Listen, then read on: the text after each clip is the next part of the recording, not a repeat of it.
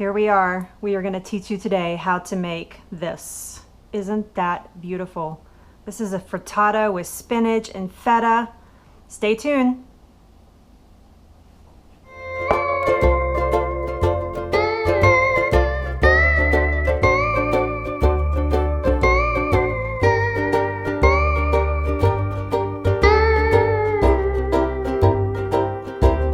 Okay, so now that you know that we're making this amazing frittata, I want to tell you who's in my kitchen with me. Normally I go to kitchens with people, but today I have a special guest in my kitchen. Actually, I have two special guests, but one is sitting in the background.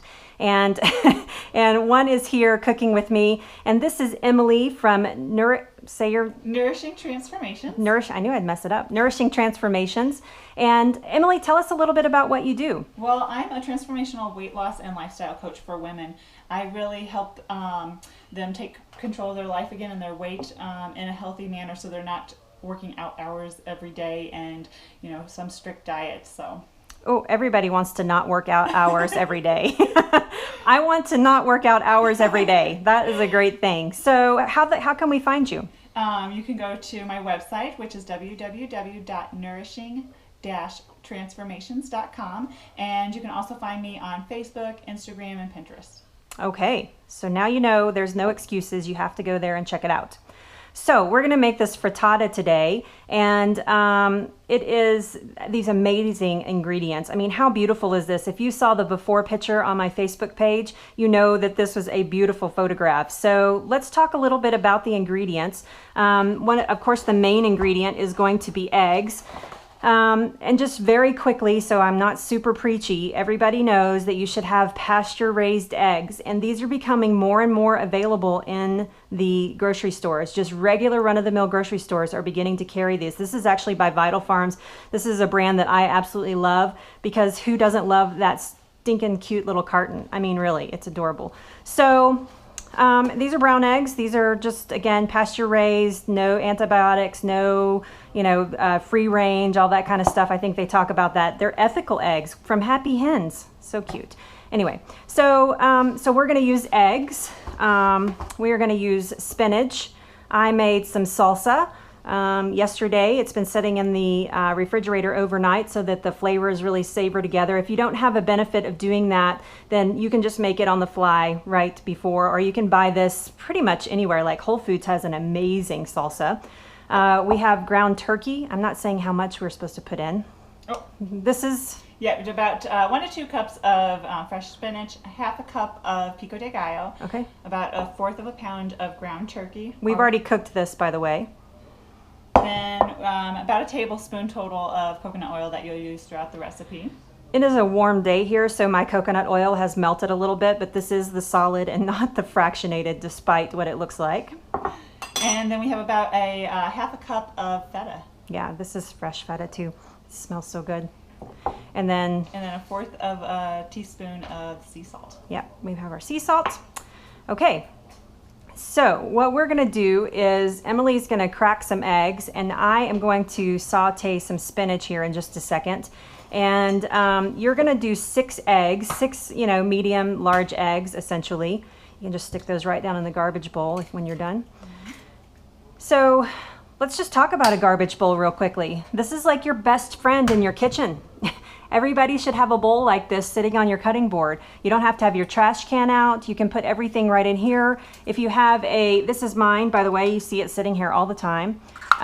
You can just throw your garbage as you go, your natural garbage right in there. If you have a compost, if you want to use reuse some ingredients out of there, a lot of times I pull my vegetable tops and stuff right out of there, stick them in the freezer, and use them in a stock. So yeah, and you can use your eggshells. You need to go to Whole Health Dana. I think she has a piece on eggshells, don't you, Dana? You don't? Oh, never mind. Don't go to Whole Health Dana. Somebody just did have you seen that? Somebody just did a whole thing about eggshells and a tooth whitener and something. Yeah. Oh, maybe, yeah. Yeah. Oh. Maybe it was Dr. Axe. Anybody know? Yeah, anyway. I don't know. Yeah. I can put some in my teeth butter. Okay, yeah, it's really supposed to be really, really good for your teeth, so. All right, so I'm gonna let her finish this, and I'm gonna go over to the stove and do some sauteing of the spinach, and we'll be right back with you when we're ready to assemble. Okay, so I'm here at the stove.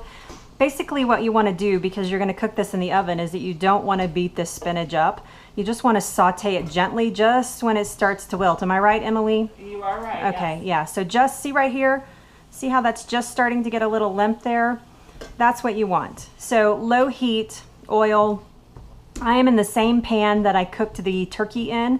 So it already had the turkey flavors in there, which should make this like, I want to eat it right out of the pan. Anyway, yeah, so that's the best way to do that. So you can see right here, we're just getting to critical mass of the sauteing of the spinach. Nice low heat, plenty of oil so you don't get anything sticking and burning. All right, now you know how to saute spinach. Okay, so you can see how much 2 cups of raw spinach cooks down to to spinach. So don't be surprised. Don't be like, oh, what happened to my spinach? Because that is very normal. Okay, so now what's next? All right, so we are going to go ahead and whisk the eggs. Sorry, I have to get kind of close. Yeah. I go to kitchens. When you cook with me in the kitchen, you have to stand right next to me. So if you don't like me, you're kind of screwed. Oh, I like you. And you know what? We're going to go ahead and I'm just going to put about 1/4 of a cup of water in here, if that's all right. Yes, you said that. That's perfect. I've heard and I feel like water makes the eggs more fluffy than milk does. So that's what I use. I've never heard that. I bet there are people here that have never heard that. And I strive for fluffy eggs. All right, so next, I'll take that. thank you. And I'm going to grab a paper towel over here. You're going to want the coconut oil, right? Yes, I'm going to put a little bit of coconut oil right down in here. Be careful, it's soft. Yeah. So she's just going to grease, basically, or lubricate Yes. the bottom of the glass pie dish. This is just a regular old, 1974 pie dish. Actually, I think it really is that old because my grandma gave it to me. So my Nana gave it to me, so I think it is that old. But this will just make it a little easier when coming out. So, okay. All right. So there's that. And then next we're going to go ahead and put the spinach down in there. Into the pie. Let's set that right there, Yeah. just so we have a better view. Absolutely. Excellent. So I hope you don't mind. My hands are clean. I'm going to go ahead and... Here's this if you want to use that. Yeah, thank you. I don't mind, but So I just like to layer everything, spread it out evenly in the pan. now you can use as much spinach as you want. If you wanted to do a whole 2 cups of sauteed spinach, you could. It's going to make it a little thick, but you could do more spinach. You could put onions. You could do just about anything you wanted to down in here, just so you know. But yes, Absolutely, yeah. And sometimes, I'm putting in the turkey now. Sometimes I don't even have turkey prepared.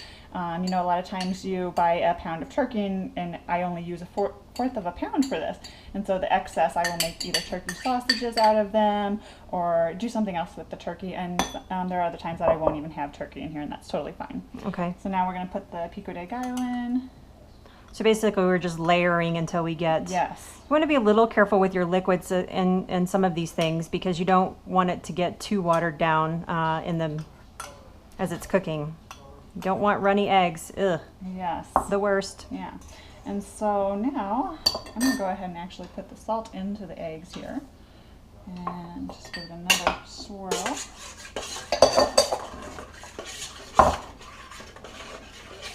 And actually, before I put the eggs in, I'm going to go ahead and put the feta in too. You probably don't want, you don't have to use all that. That's a lot of feta, Yeah, but I'll leave it up to you. It's okay with me because I love feta, but Yeah. so you just spread it around Yes, kind of just yep. so you're getting a nugget of feta. It'll melt in there too a little bit. So Oh, yeah. You want a little bit of that goodness in every bite. I talk about this a lot when I'm chopping vegetables or making a salad or something. I talk a lot about making things in bite-sized pieces because nobody likes to have to unlock their jaw to take a bite of something. So it's always good to have just little, like she said, little nuggets, little, bite-sized. And then when you're, to be thoughtful, when you are, go ahead, use your fingers. Yeah. To be thoughtful when you are preparing something like this so that it's nice and evenly spread throughout the dish is a great way to bake things like this. So we're going to do just a little bit more because we like that feta. I love it, love it. All right, and then we're going to go ahead and pour the egg batter over it. So just right over it. Cool.